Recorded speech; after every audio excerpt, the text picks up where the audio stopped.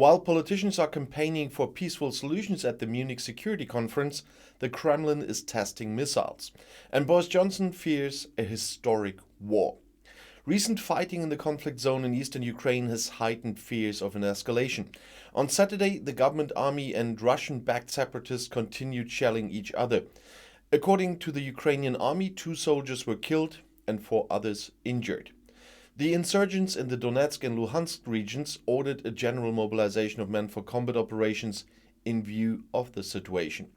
The evacuations of towns and villages in the regions to Russia continued. In an interview with the BBC, British Prime Minister Boris Johnson issued a clear warning. "The plan we are seeing could be for what is the biggest war in Europe since 1945, said the Prime Minister. If only because of the incredible extent, he said. And he went on to say, "Everything indicates that in a way the plan has already begun." Johnson referred to reports from the secret services. These indicated that Russian troops want to encircle the Ukrainian capital Kiev. People need to understand the cost of war, especially in terms of human lives, including for Russia. The head of the insurgents in the Donetsk region, Denis Pushilin, called on reservists to contact the military reporting offices. "I appeal to all men in the Republic who are able to hold a gun in their hands to stand up for their families, their children, their wives, their mothers." Such an appeal was also made in the neighboring Luhansk region. Men aged 18 to 55 are not allowed to leave the region. The Organization for Security and Cooperation in Europe, the OSCE, is counting more and more explosions in eastern Ukraine. On Friday, there were more than 1,400 detonations after 654 a day earlier, the observers said. According to a diplomat, almost 2,000 explosions were counted on Saturday. According to the army, as I said, 2 Ukrainian soldiers were killed and 4 others were injured. According to French sources, Ukrainian President Volodymyr Zelinsky does not want to respond to Russia's provocations in eastern Ukraine. In a telephone call to France's head of state Emmanuel Macron, Zelinsky emphasized that he would not respond to the provocations on the so-called contact line in the contested east of the country with countermeasures, the Élysée Palace announced on Saturday. Zelinsky asked Macron to convey to Russian President Vladimir Putin his government's willingness to engage in dialogue. In the West, there are fears that Kremlin chief Vladimir Putin could use the fighting there as an excuse to invade Ukraine, claiming that he must protect the pro-Russian population in eastern Ukraine. NATO Secretary General Jens Stoltenberg said on Saturday evening that everything indicated that Russia was planning a full-scale attack. Troops are not being withdrawn, as Russia says, but new troops are being added, he stated. Amid tensions, Russia also held drills with missiles capable of carrying nuclear warheads on Saturday. The Russian Defense Ministry announced the maneuvers in Belarus on Friday. It should therefore have been planned in advance. The aim is to test the strategic nuclear weapons for their reliability. According to the Kremlin, the army fired ballistic missiles and cruise missiles. In addition, a hypersonic missile of the Kinzhal, that means dagger type, was successfully tested. Belarusian ruler Alexander Lukashenko, the dictator, together with Russian President Vladimir Putin, observed the maneuvers from the Kremlin in Moscow. The politicians were seen at a large table in state media photos, the famous table now. Lukashenko had already traveled to the Russian capital Moscow for talks on Friday. While Putin was having missiles tested, the annual security conference was taking place in Munich. Putin declined the invitation, and Ukrainian President Volodymyr Zelensky, on the other hand, traveled to Munich for a day and called for more international support for his country. In the event of a Russian attack, he announced determined resistance. "We will protect our country, with or without the support of our partners," Zelensky said.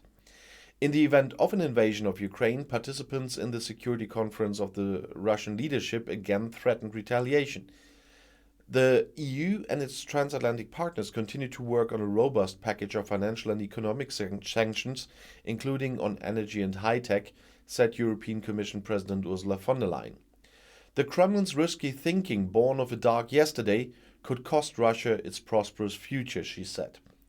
According to von der Leyen, the EU itself is now fully prepared in the event of a stop to Russian gas supplies. "Today I can tell you that even if Russia cuts gas supplies completely, we are safe this winter," von der Leyen said. In addition to the Russian leadership, von der Leyen also blamed the Chinese leadership. For both, the law of the strongest is above the rule of law, intimidation above self-determination, coercion above cooperation, she said.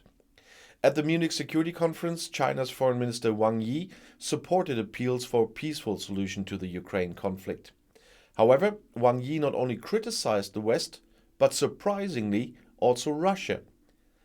Why can't all sides sit down and have detailed talks and work out a timetable on how to implement this agreement, he said on Saturday, according to a translation.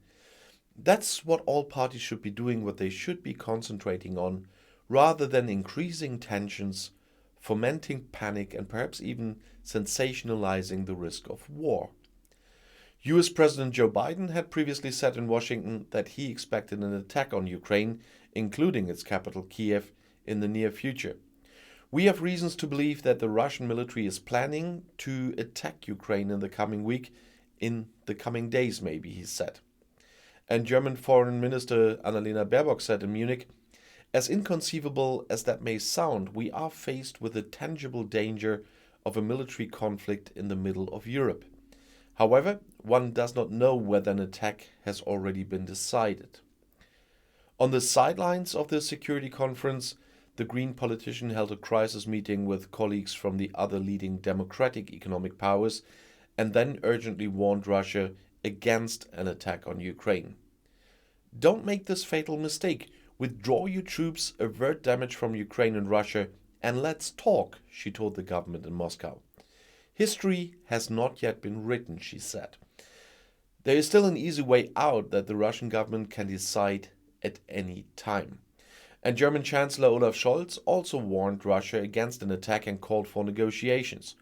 War is threatening again in Europe, said the politician on Saturday at the Munich Security Conference. The claim must now be as much diplomacy as possible without being naive. And US Vice President Kamala Harris renewed her willingness to engage in dialogue with Moscow, but was pessimistic at the same time. Russia continues to claim that it is ready for talks, but at the same time it is limiting the possibilities of diplomacy, she said. The actions just don't match the words. In the response to the crisis, Lufthansa announced on Monday that all flights to Kiev and Odessa would be suspended for the time being. Due to the current situation in Ukraine, the airlines in the Lufthansa group will initially suspend their regular flights to Kiev and Odessa until the end of February, the company said on Saturday. Germany and France called on their citizens in Ukraine to leave the country immediately. In order to offer booked passengers a travel option, individual flights would still take place this weekend, Lufthansa explained. Guests affected by the cancelled flights would be informed and rebooked on alternative flight connections. The flights to Lviv, which we in Germany call Lemberg, continue to take place. And so we still all have to hope that they find a way to de-escalate or someone will come to their senses in Moscow. I'll see you in my next video. Bis gleich.